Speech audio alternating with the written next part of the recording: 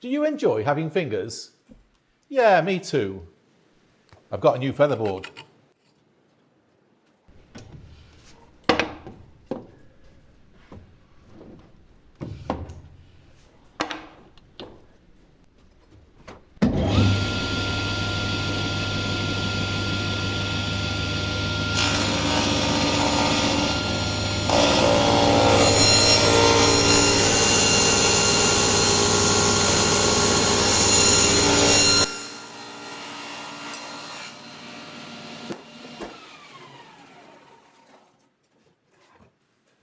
Welcome to Workshop Essentials.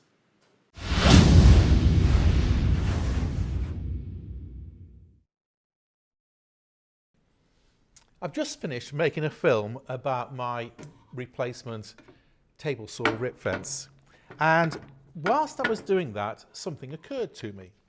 I was demonstrating this featherboard rip fence, which I use for cutting grooves and rebates on the back edge of a cabinet, for example.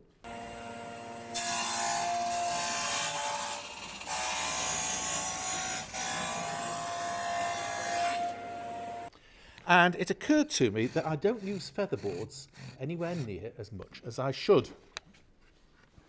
I do have a featherboard for my table saw. It's this. I made it donkeys years ago. It's looking very shabby now. It works very well, but it is a pain to set up. It doesn't slide very well, it's difficult to adjust, and I don't really like it very much, which is why it doesn't get used. But nevertheless, featherboards are a good idea, especially when you're doing fairly narrow stuff, you're getting close to the blade, and if you've got a lot of repetitive stuff to do as well. So it occurred to me that I ought to use my secondary fence here for something useful, such as mounting a featherboard, and then it can be adjusted very, very easily. So I found a piece of wood from the scrap box. This is oak, and those featherboards are softwood. So I don't know whether this is a good idea or not until I actually do it. They could end up being too stiff and not springy enough, in which case I'll have to find a bit of softwood and do the job again. But I've cut it parallel. I've cut these ends off at about, I've not measured it actually, I just went, it's about 25 degrees, I think. I've drawn my stop line across it here, so I know where to stop, so they'll all be the same length. And I'm going to move it up each time using a spacer. So the fingers will be as thick as this spacer minus the curve of the blade. And I've tilted the blade over by about 7 or 8 degrees. And I'm going to put the spacer in and move the fence up each time to make sure that they're all the same. The table saw blade is angled slightly, so this featherboard will push the wood down onto the table as well as in towards the fence.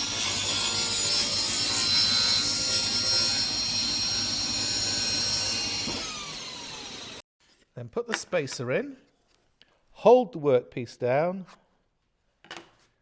and move up the fence. And repeat.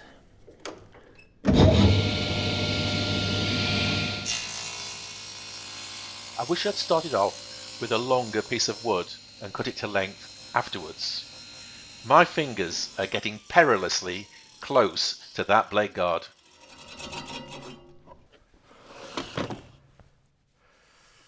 Last one, I think.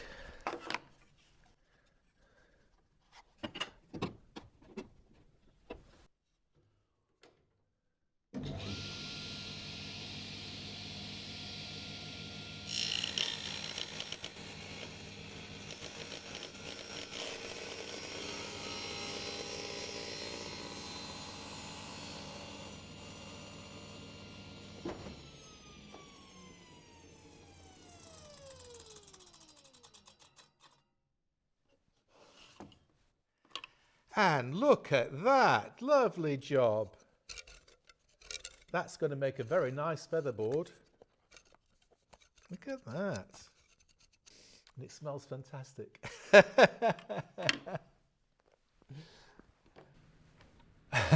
Well, I've discovered something since I spoke to you last.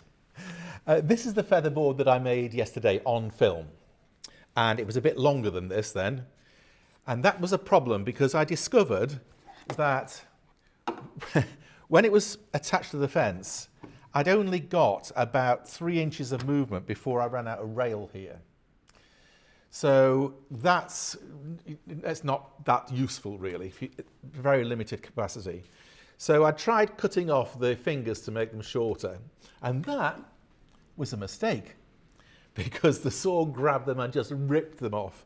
I've tried cleaning them up on the sander, but quite frankly, it was easier to make another one. So that's what I've done. And this one is considerably shorter. And being shorter, the fingers are actually noticeably stiffer. They still work, but compared with this one, and these are shorter than they were, you can even hear the difference. So that's one of the consequences of doing that. But I still think it's going to work absolutely fine. I've made a carrier board for it. These slots were made by dropping on my router table next door. I need to route some slots for adjustment of the position. So I'm going to have one here and one here. And I've set up for dropping on. Dropping on's a bit tricky really. There's a stop there, that tells me when to stop. There's a back stop, so that when I drop on, the cutter doesn't kick the whole workpiece back that way. So, and we're just taking very tiny cuts.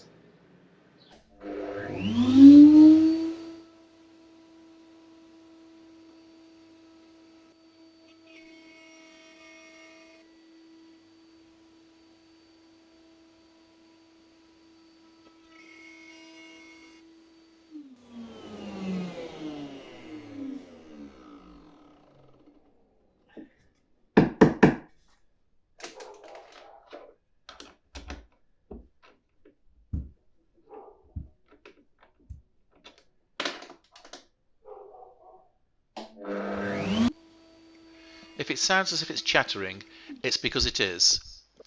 There's nowhere for the sawdust to go, especially on that first cut, so it just gets packed into its own groove. And that's what's causing the chattering, and that's going to give me a very poor finish actually. I'm going to have to clean this up, I know that, before I've even reached the end of the clip.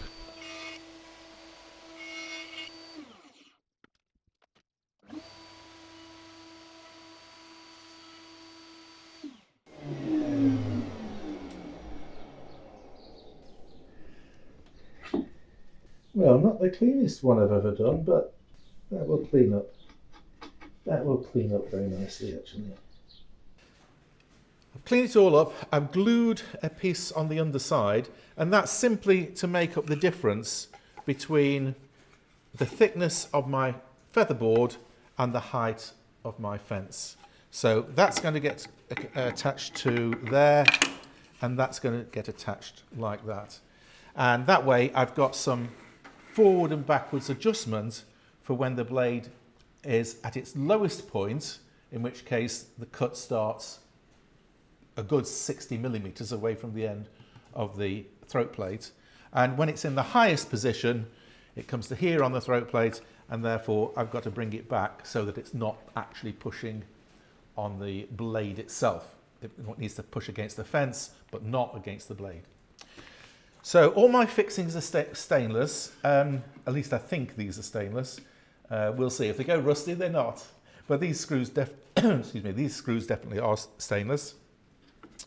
And we've got some clearance holes in there, and a pilot hole in the featherboard itself.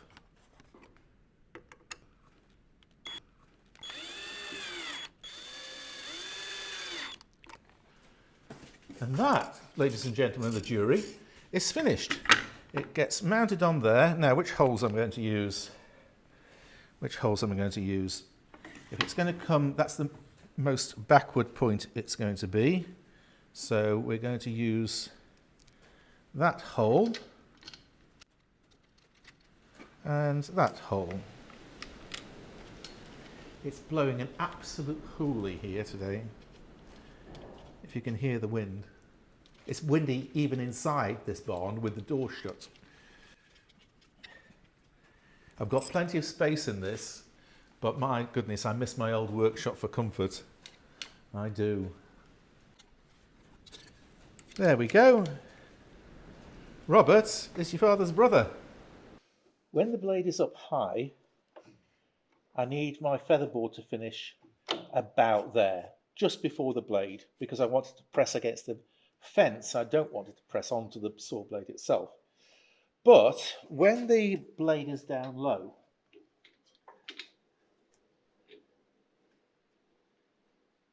like that, then I can afford to have the featherboard a bit further forward. So these slots give me the adjustment that I need to do that, like so. And I've got now about, well, that much capacity. So that's about 7 or 8 inches, 200 millimeters or so.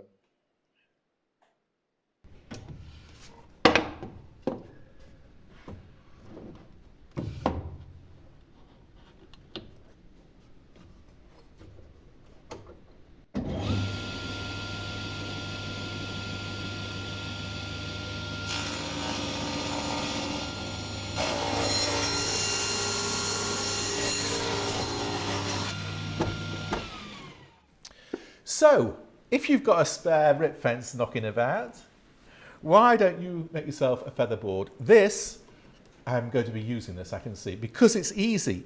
It's not the faffing about that my other one was. Just put the workpiece in place and move it up to it, and it's fixed. And I don't have to worry about it. Thank you very much for watching. Until the next time, enjoy your workshop. Cheerio.